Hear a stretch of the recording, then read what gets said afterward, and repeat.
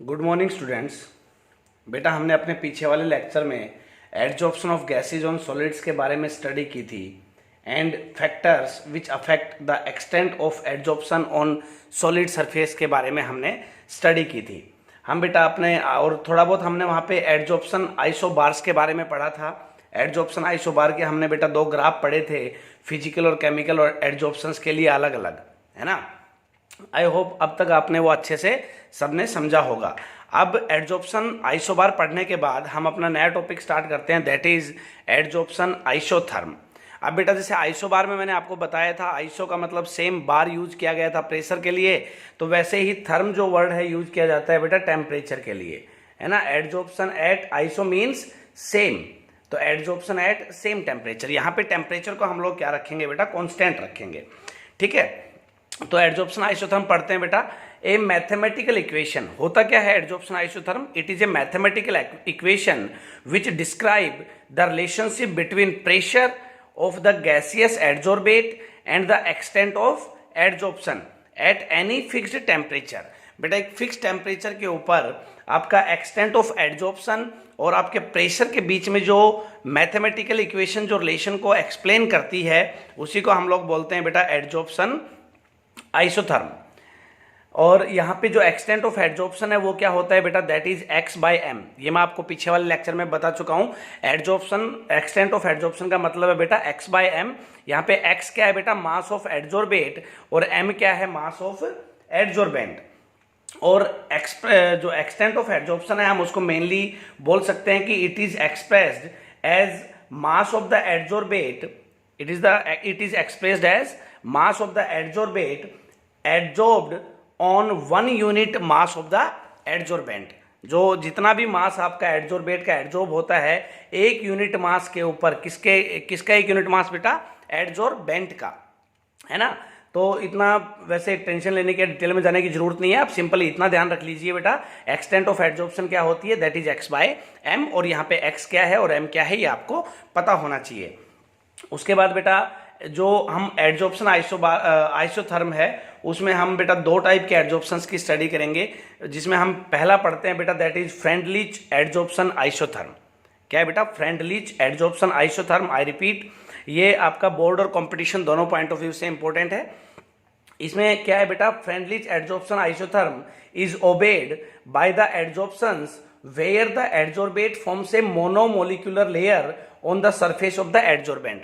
ये स्पेशली उनके लिए होता है जिनमें आपका एडजॉर्बेट और एडजॉर्बेंट के बीच में मोनोमोलिकुलर लेयर बनती है, और we can say unimolecular layer बनती है बेटा। और आपको ध्यान होगा जो यूनिमोलिकुलर लेयर बनती है वो किन में बनती है, केमिकल में कि फिजिकल में? किन में बनती है बेटा, केमिकल में बनती है ना। फिजिकल क्या था बेटा आपका, मल्टी मोलिकुलर लेयर था, ठीक है ना। ये कैसे मोनो और कैसे मल्टी बनती है ये मैं आपको समझा चुका हूं।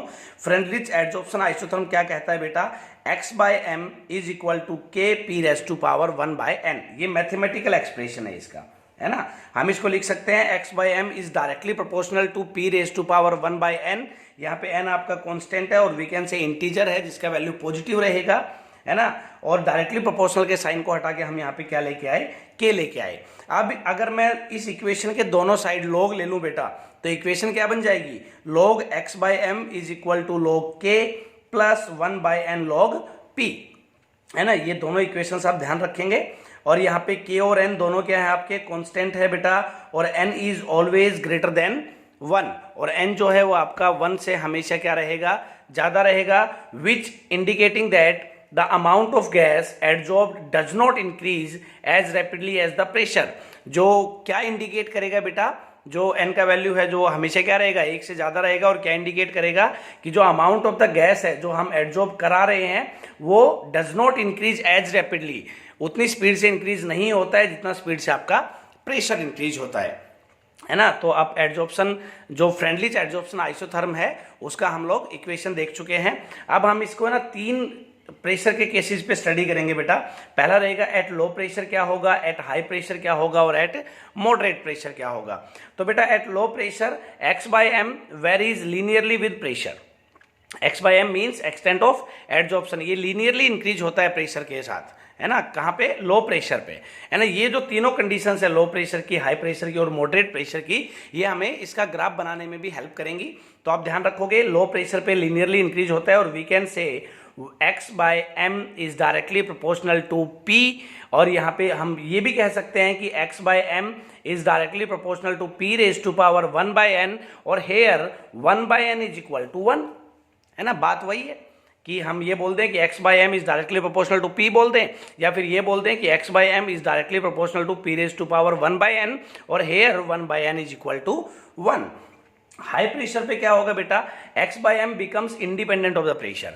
ज्यादा प्रेशर के ऊपर एक्सटेंट ऑफ एड्जॉर्प्शन और प्रेशर का कोरिलेशन नहीं होता है, वो इंडिपेंडेंट हो जाता है प्रेशर के, और उसको हम लिख सकते हैं कि x by M is directly proportional to p raise to power 0, है ना, क्योंकि ये इसके ऊपर फिलहाल डिपेंड ही नहीं कर रहा है। और एट मॉडरेट प्रेशर हम बता ही चुके हैं कि x by M is directly proportional to p raise to power 1 by n, जो कि आपका फ्रेंडलिच आइसोथर्म का जो मैथमेटिकल एक्सप्रेशन है उसमें भी हमने इसको देखा। तो तीनों प्रेशर्स की कंडीशन क्लियर है, लो प्रेशर पे directly proportional to p, high pressure पे directly proportional to p raise to power 0, and at बेटा moderate pressure x by M is directly proportional to p raise to power 1 by n। अब अगर मैं इनके graph की बात करूं, अगर हम इसका ग्राफ देखें बेटा, तो क्या होगा, ये मैंने x बाय एम और p का ग्राफ बनाया है ना, जो यूं इंक्रीज हो रहा है आपका। अब यहाँ पे जब मैं लो प्रेशर की बात करता हूं तो देखिए लीनियरली इंक्रीज हो रहा है ना, ये वाला रीजन देखिए लीनियरली इंक्रीज हो रहा है, और इसको मैंने लिख दिया यहाँ पे, अलग से मेंशन करके लिखा है x by M is directly proportional to p raise to power 1, low pressure वाली कंडीशन। ये मॉडरेट प्रेशर वाली जो इतना वाला रीजन है, ये वाला जो रीजन है बेटा, ये मॉडरेट प्रेशर की कंडीशन है ना। तो यहाँ पे क्या होगा, x by M is directly proportional to p raise to power 1 by n, और ये वाली जो कंडीशन है बेटा ग्राफ की, जो ये वाली कंडीशन है, ये हाई प्रेशर की, यहाँ पे प्रेशर ज्यादा हो चुका है, तो यहाँ पे मैं इसको क्या लिखूंगा, x by M is directly proportional to p raise to power 0। हमने इस एक ग्राफ में लो प्रेशर की, मॉडरेट प्रेशर की और हाई प्रेशर की तीनों कंडीशंस को यहाँ पे क्या कर दिया है बेटा, एक्सप्लेन कर दिया है, रिप्रेजेंट कर दिया है। और अगर मैं इसके एक दूसरे ग्राफ की बात करूं, that is log x by M और log p के बीच का ग्राफ, है ना बेटा।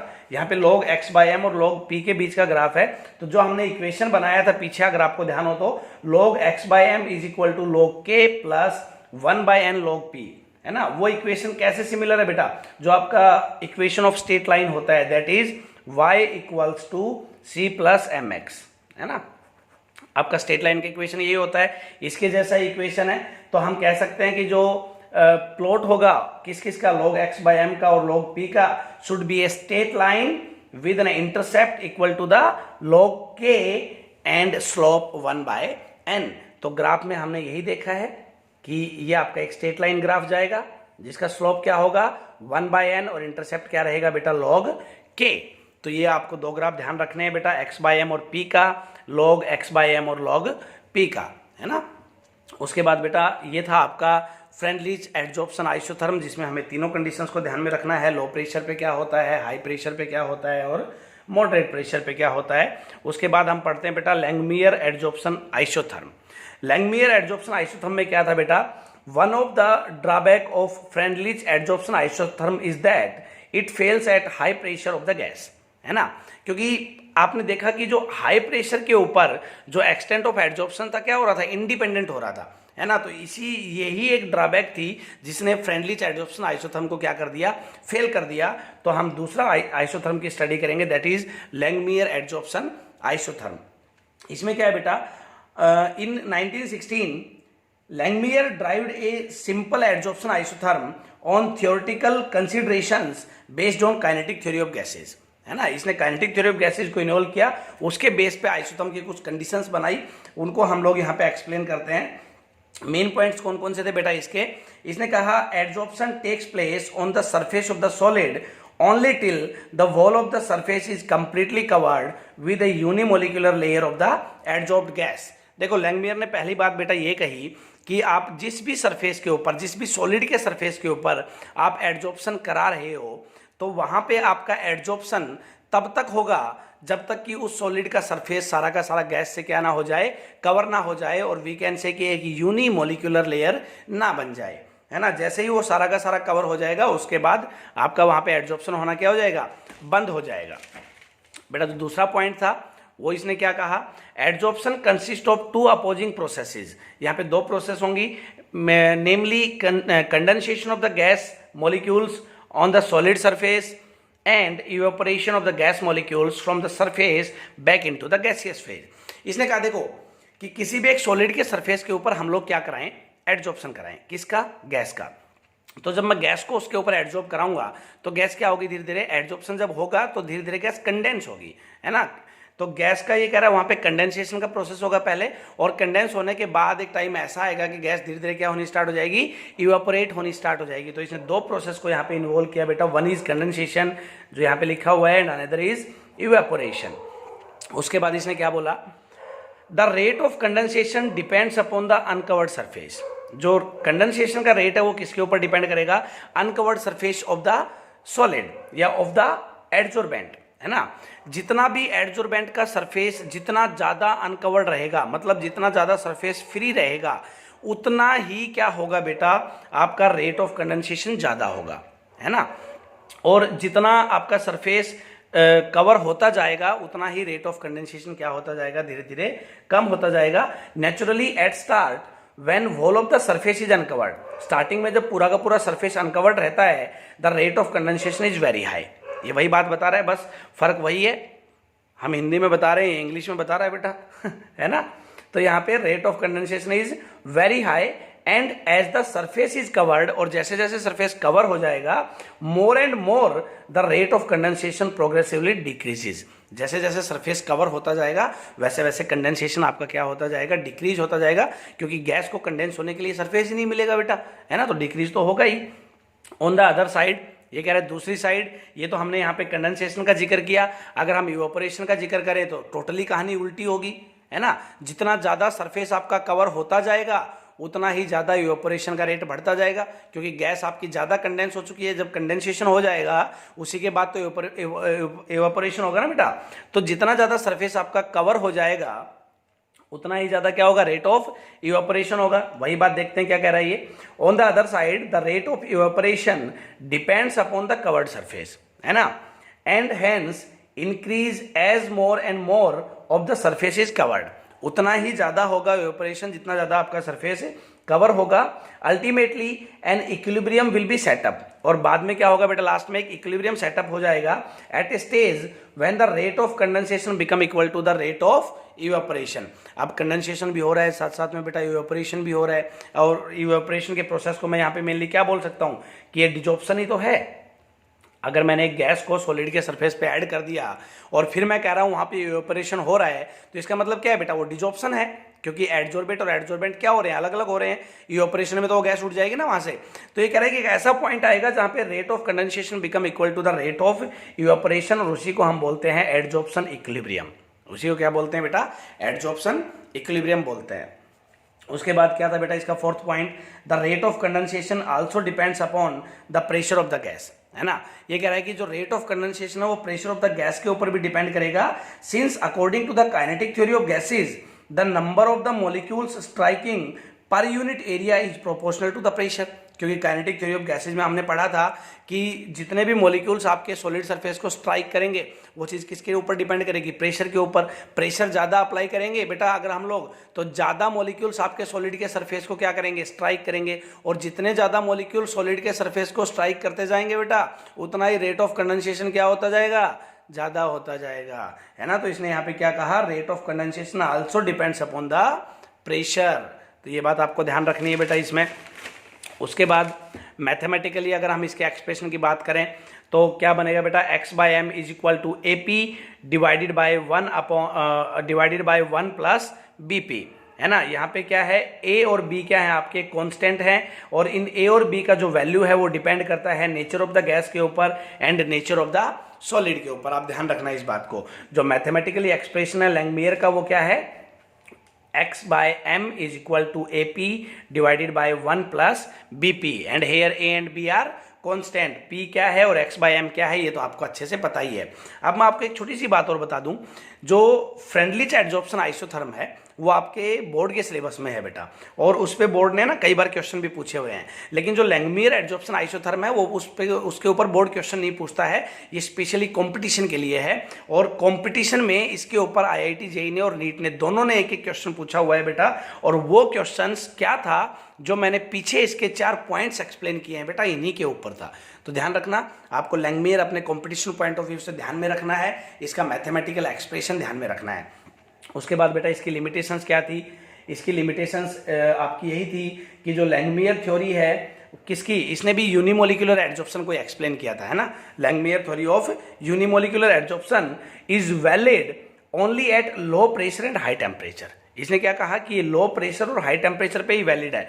When the pressure is increased, है ना। इसकी लिमिटेशंस में पहली तो यही होगी कि इसने स्पेशल कंडीशंस दे दी, लो प्रेशर और हाई टेम्परेचर के ऊपर ही वैलिड है। और ये कह रहा है कि अगर उल्टा कर दे हम लोग तो क्या होगा, when the pressure is increased, अगर प्रेशर को बढ़ा दूं मैं और टेम्परेचर इज लोअर्ड और टेम्परेचर को कम कर दें तो एडिशनल लेयर बननी स्टार्ट हो जाती है ना। क्या वो बननी स्टार्ट हो जाती है, एडिशनल लेयर्स, मतलब और ज्यादा लेयर्स बननी स्टार्ट हो जाएंगी। और ये जो थ्योरी थी ये यूनिमोलिकुलर लेयर्स की थ्योरी थी, है ना। तो अगर आपसे ये भी क्वेश्चन पूछ लिया जाए कि ये सिर्फ लो प्रेशर और हाई टेम्परेचर पे ही वैलिड क्यों थी, तो आप क्या बताओगे बेटा, क्योंकि अगर मैं इनको उल्टा कर दूं तो आपके एडिशनल लेयर बननी स्टार्ट हो जाएंगी। और जो लैंगमियर था उसने सिर्फ यूनिमोलिकुलर लेयर्स के एडजॉर्प्शन को ही एक्सप्लेन किया था। तो ये हमारे पास 2 आइसोथर्म्स के टाइप्स में हमने लैंगमियर और फ्रेंडलिस के बारे में स्टडी की है बेटा। उसके बाद हम देखते हैं एप्लीकेशन ऑफ द एडजॉर्प्शंस। इसकी बहुत सारी एप्लीकेशंस है एडजॉर्प्शंस की, है ना। तो कुछ मैं बेसिक्स बता रहा हूँ कौन कौन सी हैं। हेट्रोजीनियस कैटालाइसिस में आपका ये एडजॉर्प्शंस की थ्योरी को हम लोग पढ़ते हैं, है ना। हेट्रोजीनियस कैटालाइसिस क्या होती है बेटा, कैटालाइसिस में आपको 4th चैप्टर में करा चुका हूँ, थोड़ी बहुत मैंने आपको 11th में भी कराई थी, ध्यान हो तो, है ना। और 4th चैप्टर में तो हमने अच्छे से किया है कैटालाइसिस को। और हेट्रोजीनियस कैटालाइसिस का मतलब है कि आपका जो रिएक्टेंट और कैटलिस्ट है उन दोनों का जो फेज होगा बेटा, वो फेज क्या हो, अलग अलग हो। तो इसका मतलब कैटालाइसिस आपकी कौन सी है, हेट्रोजीनियस है। और होमोजीनियस कैटालाइसिस क्या होती है, अगर आपके रिएक्टेंट और आपका जो कैटलिस्ट है उसका जो फेज है, मतलब या तो सारे के सारे गैस हो या सारे के सारे लिक्विड हो या सारे के सारे क्या हो, सॉलिड हो, तो आपकी कैटालाइसिस कौन सी होगी, होमोजीनियस कैटालाइसिस होगी, है ना। तो बेटा heterogeneous catalysis, deionization of water, जो इसकी एप्लीकेशन है वो बता रहा हूँ आपको। Production of high vacuum in gas mask for dehumidification, removal of coloring material from the solutions, separation of inert gases, cleaning agents, softening of hard water and chromatographic analysis। मैंने यहाँ पे आपको 10 एप्लीकेशंस बताई हैं इसकी। मैं जो आपको नोट्स प्रोवाइड करूँगा उनमें आपको इन एप्लीकेशंस के बारे में थोड़ी थोड़ी एक्सप्लेनेशन भी मिलेगी कि कैसे ये सब होता है। तो आपको इसके एप्लीकेशंस को भी अच्छे से अपनी कॉपी में नोट्स भी बनाने हैं और बेटा इनको याद भी रखना है। दूसरी मैं आपको एक बात बता दूं, अपना जो नेक्स्ट वीडियो लेक्चर में जो टॉपिक आएगा वो बेटा कैटालाइसिस के ऊपर है। और कैटालाइसिस हम लोग 4th चैप्टर में पढ़ चुके हैं, है ना, कि कैटलिस्ट होते क्या हैं, पॉजिटिव कैटलिस्ट क्या होता है, नेगेटिव कैटलिस्ट क्या होता है, प्रोमोटर इनहिबिटर्स के बारे में स्टडी करेंगे, होमोजीनियस कैटालाइसिस क्या होती है, हेट्रोजीनियस कैटालाइसिस क्या होती है, ये सब चीज़ें आपको पता है। तो मैं आपको आज के डाउट सेशन में कैटालाइसिस के नोट्स प्रोवाइड करूंगा, जो कि आपको पहले तो आप आज का जो अपना 11:30 से 12:30 का जो टाइमिंग रहेगा केमिस्ट्री का, उसमें आज ये लेक्चर देखोगे, आज के लेक्चर के नोट्स पढ़ोगे, है ना। उसके बाद जो डाउट सेशन होगा बेटा उसमें आप लोग कैटालाइसिस के नोट्स की स्टडी करोगे। उसमें कोई डाउट हो आप मुझे पर्सनली मैसेज कर सकते हो, है ना। बट आपको डाउट आएगा नहीं क्योंकि उसमें हम सब कुछ एक्सप्लेन पहले ही कर चुके हैं।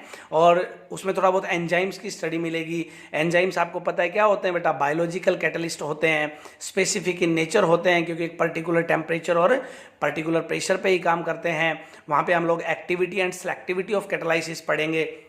एक्टिविटी सेलेक्टिविटी में क्या होता है बेटा कि एक आपका लोकी मॉडल वगैरह आ जाते हैं, कि जैसे अगर आपका, मैं एक छोटा सा एक्सप्लेनेशन देके बता रहा हूँ कि अगर मेरा रिएक्टेंट ऐसा है सब, या वी कैन से सबस्ट्रेट ऐसा है बेटा, तो कैटलिस्ट मेरा क्या होगा, मैंने यहाँ पे रिएक्शन कराई ये, और इन दोनों के आपस में रिएक्शन का ये प्रोडक्ट मेरा क्या बन गया, ये बन गया। इसको बोल देते हैं बेटा लॉकी मॉडल। जैसे लॉकी मॉडल क्यों बोलते हैं, आपको पता होगा कि जितना भी जो आपका लॉक होता है, जो घरों में हम गेट वगैरह पे यूज करते हैं, उसमें जितना इनसाइड स्पेस होलो होता है, आपके उस स्पेस के अकॉर्डिंग ही आपकी की शेप होती है है ना। तो आप वो नोट्स में पढ़ोगे, आपको अच्छे से समझ में आएगा बेटा। कुछ नया नहीं है उनमें, मैं आपको कैटालिसिस के नोट्स प्रोवाइड करूंगा। अभी आप अपने जो 11:30 से 12:30 का जो टाइमिंग है उसमें इस लेक्चर को अच्छे से करें, इसके जो नोट्स हैं उनको अच्छे से करें, और आपको जो इसके नोट्स हैं, जो इस लेक्चर के फिलहाल जो हम पढ़ रहे हैं, जो आइसोथर्म हमने पढ़ी है, इसके नोट्स में बेटा आपको 9 सोल्ड एग्जाम्पल्स मिलेंगे, है ना। नोट्स के साथ में 9 मैं आपको सोल्ड एग्जाम्पल्स दूंगा, जो कि आपको अच्छे से अब उनको पढ़ना है, उनके सॉल्यूशन देखने हैं, उनको समझना है और अपनी कॉपी में भी वो करने हैं, है ना बेटा। आई होप आप इन वीडियो लेक्चर्स को एंजॉय कर रहे होंगे, काम को प्रॉपर कर रहे होंगे। बाकी हम काम अपना सैटरडे को चेक करेंगे। कोई दिक्कत हो तो आप मुझे पर्सनली बता सकते हैं बेटा। Thank you.